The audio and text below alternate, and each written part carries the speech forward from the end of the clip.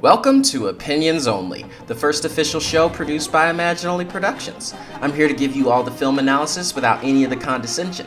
I don't claim to be an expert, I just love movies, and I love talking about them.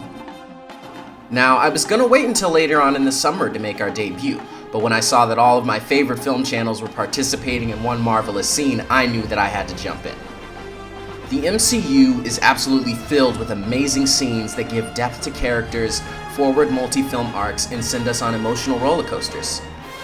For me though, the scene that had the most impact would have to be the I Want the Throne scene from Black Panther.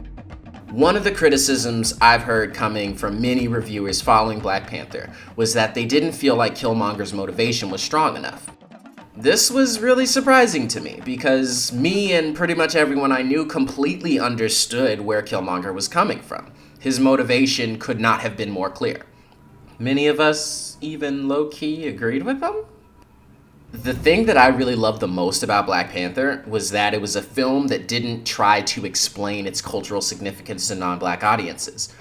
This isn't to say that I don't want people to understand what Black folks are feeling. I simply mean that most movies dealing with race in any fashion tend to have this scene. Man, you don't know what it's like growing up in the hood. Niggas get killed in the streets every day. My mom and daddy were both on crack. I had to raise myself. The cops is out here killing people. I ain't got no education. This scene is meant to explain to a primarily white audience that life is very different for people of color. This is meant to garner sympathy for the character, whether they're in the right or in the wrong. I honestly feel like if Black Panther had a scene like this, more reviewers would have felt like Killmonger's motivation was made clear. For 90% of the Black people in the theater, all we needed to hear was, "Y'all sitting up here comfortable." Now, when I tell you I saw this movie in Oakland, California, surrounded by Black people, and this line was uttered, the whole theater sounded like, "Y'all sitting up here comfortable." You right? Yeah, you right. Must feel good. It's about 2 billion people all over the world that looks like us. Their lives are a lot harder. Yeah. Wakanda has the tools to liberate them all. I love this scene so much because it presented Black people all around the world with the conversation that we've either been having or have wanted to have with Black people from other parts of the world. In particular, for me, it was the conversation between Black Americans and Africans. Now, not everybody feels the same way about this, but there is often a bit of animosity between Black Americans and Africans. This is mainly perpetuated by the media. Americans are primarily shown images of Africa being a desolate wasteland of poverty and war. Africans are pretty much only shown images of Black Americans being loud, ignorant assholes.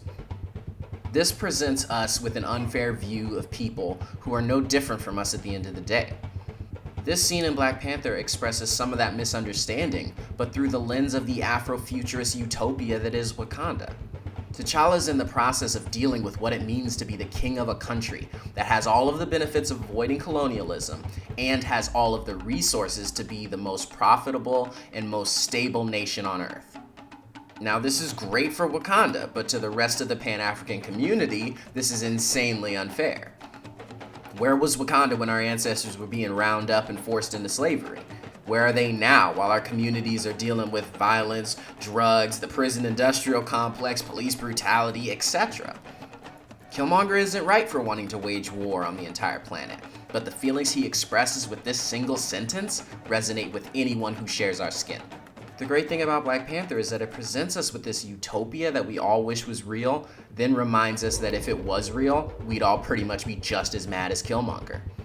We would all want to be a part of it, but for all we know, Wakanda could exist, and unless they choose to come out of hiding, we'd never know about it. All Black people would love to see a version of history that doesn't involve our people being robbed of everything they hold dear. That's why Black Panther was so important to us. That's why we all came to the movies dressed in dashikis. That's why many of us saw the movie multiple times. I saw it 6 times in theaters. The scene is so powerful because it asks us to put ourselves in both T'Challa and Killmonger's shoes and think about what we would be feeling in that moment. If we knew about Wakanda, would we want to use its power to get revenge? If we were the leader of Wakanda, would we want to keep that power to ourselves and avoid ending up in the same mess as the rest of our brothers and sisters? If it was 1619 and you were left behind, Would you fight tooth and nail to save those in bondage? Or would you just be happy that it wasn't you? I accept your challenge. I feel like Black Panther is definitely one of the best Marvel movies, and this really is one marvelous scene.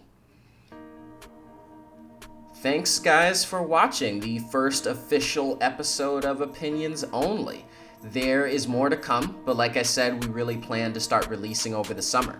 Stay tuned, guys, and please check out my podcast, Bantu Centric. Me and my best friend Cheyenne, we talk about movies, music, relationships, and pretty much everything else.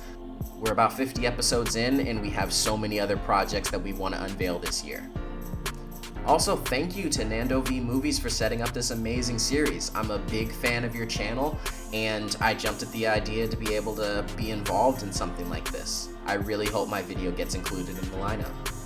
Well, until next time, I'll see you guys later.